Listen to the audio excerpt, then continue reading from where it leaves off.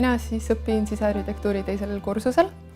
Sisearhitektuuri valiku tegin ma enda jaoks kindlaks tegelikult siis, kui ma ise veel elasin Inglismaal. Et Inglismaal on selline teadusharu nimega Spatial Design, ja mis siis ühendab maastikuarhitektuuri, sisearhitektuuri, arhitektuuri ja hägustab neid piire nende vahel.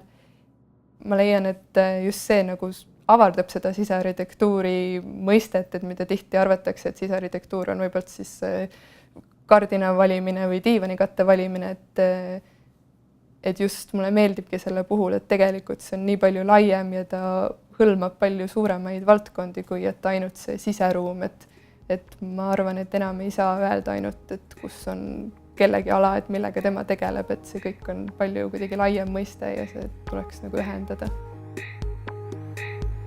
Mul on õnnestunud nüüd teine aasta tudengeid juhendada. Ma näen, kui huvitavaid mõtteid sealt tuleb. Mitte, et ma ennast vanaks pean, aga siiski ma näen generatsioonide vahel juba täna mingit vahet, et tudengite tööde puhul peab just hindama seda, kui avar on tema mõtlemine ja pigem just hindama seda, kui see mõtlemine hakkab sellest nii-öelda mainstreamist kõrvale kalduma. Ma arvan, et nende tudengiprojektide puhul on eelkõige tähtis ikkagi lasta fantaasial lennata, et kas see asi päriselt nüüd niivõrd vajalik on, et seda oleks kindlalt tootmisesse vaja hiljem.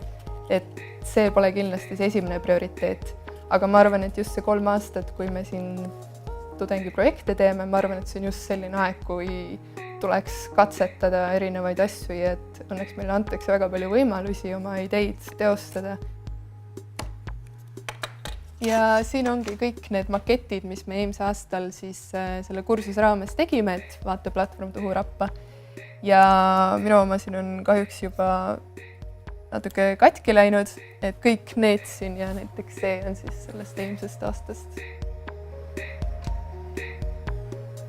Ma ei saaks öelda, et nüüd kindlust ei ole, et mis pärast kooli juhtuma hakkab, aga ma arvan, et see sõltub väga palju just õpilastest endast ja kuidas, et kui hakkajad me oleme, et ma ei usu, et kellegile tuldaks kandikul seda tööd pakkuma, et ma arvan, et see on väga harv juhus, kui niimoodi üldse kunagi juhtunud on.